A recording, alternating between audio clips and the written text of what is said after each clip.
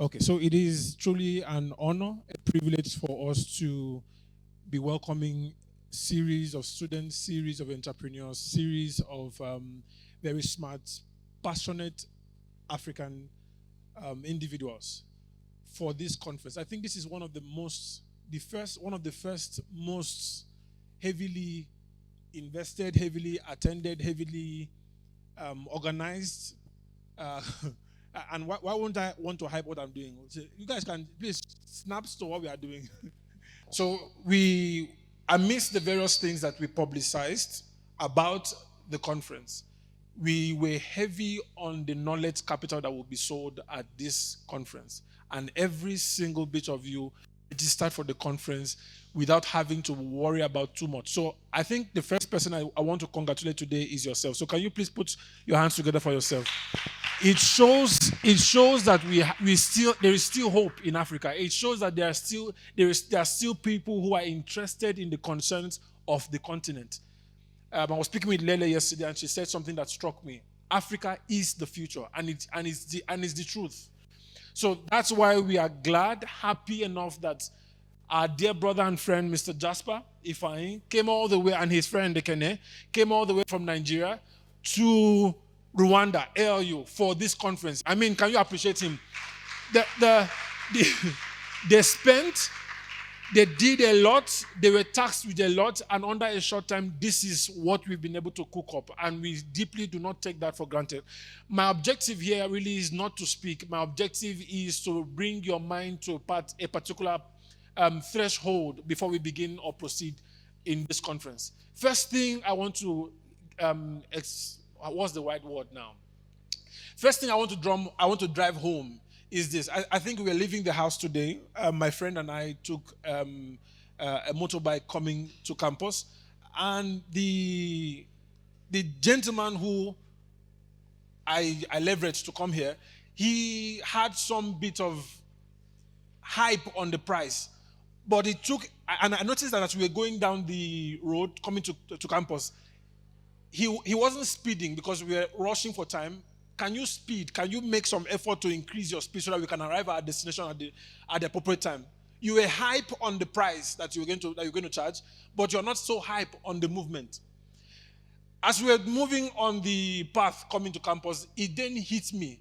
This man, however zealous, did not know the location coming to campus.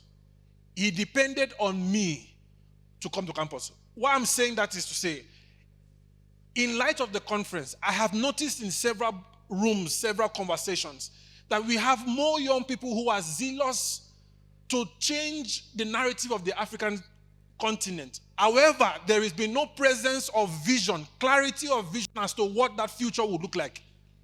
So we speed a lot on the journey.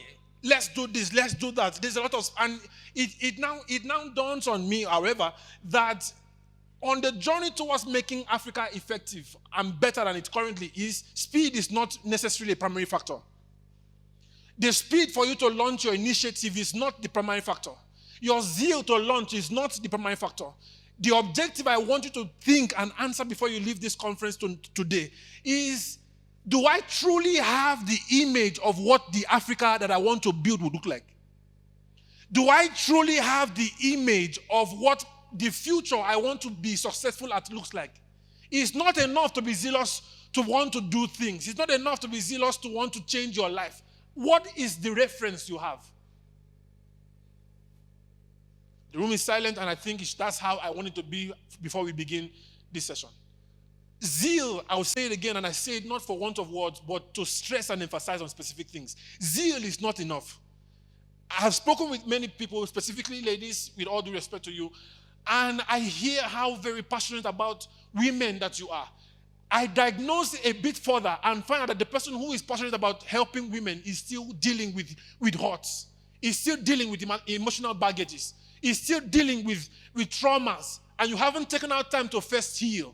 The Africa that you want to build will take a lot more from you than you think.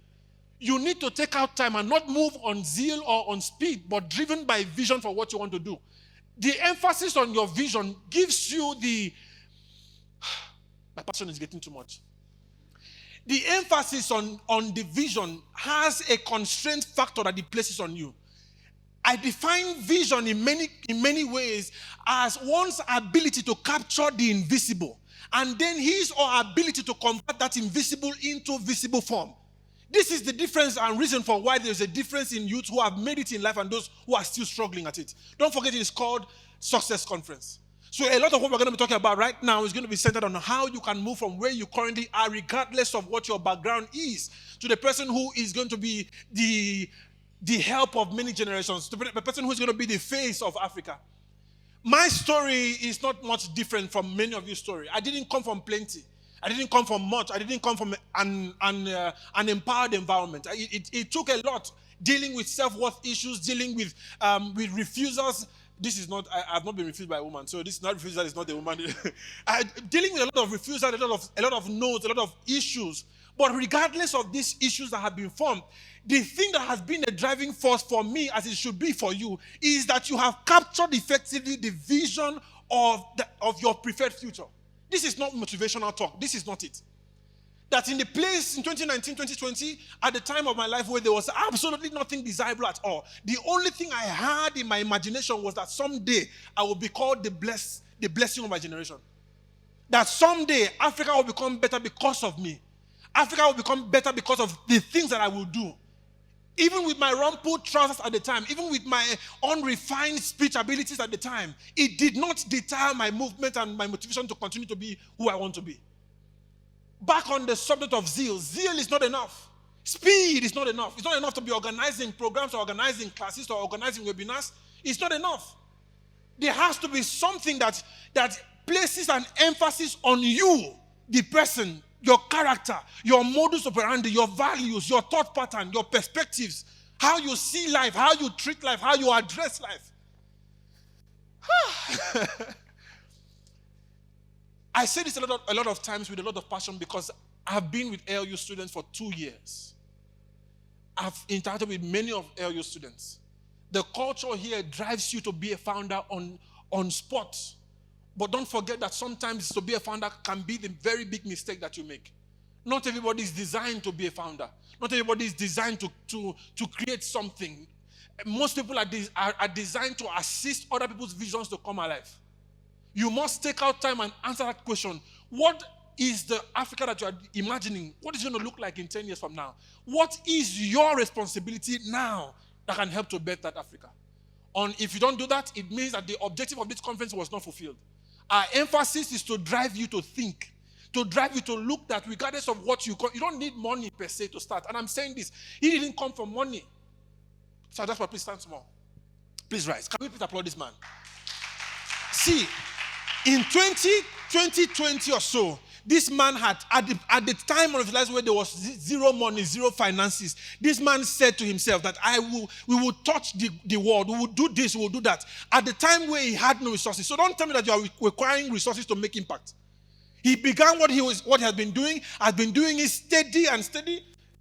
Pace. See, look at the refined man. I think this is a refined version of him, believe me. This is the refined version. The version I saw in 2023 was not this version. So it tells you that no matter, as long as you have, thank you sir, please, as long as you have a knack for your vision, as long as you are driven by your vision, resist the urge to want to prove a point. Resist the urge to want to be a founder and everything on LinkedIn. Take your time and grow. Grow through the process. Grow through the lines. It will be difficult. Yes, that's what gives you your uniqueness. It's what bets your story. My speech per se may not be as excellent as it should be, but you are still listening because there's something that I have gone through. I went through in life that you are identifying is also a thing with you. And that's what is commanding your attention. So you see that very thing that you are trying to resist is the very thing that you need. You want to be in the place where you have found people that can support you at the time. But what if it's not supposed to be that people always jump in to help you? What if that's how your life is designed? That sometimes you will need to sit and build trust in yourself and in your abilities. And then rise on that to build the kind of solutions you want to build. I've studied 50 men and women in 2023. Those who came out of absolute nothing to become the persons that they currently are. I have hope for Africa. Despite the rubbish that my country is doing, I have due respect to my country, and I haven't announced my country, so definitely I don't want to bother about that. But my thought is, there's a lot that Africa can become. Imagine that you start right now to do something with yourself, for yourself, that helps to better Africa where it's supposed to be. My time is up, and I'm deeply, deeply optimistic that at the end of this conference, you would have left here with so much to do with yourself and about other things or other people. Thank you so much for coming for this conference. I love you deeply. God bless.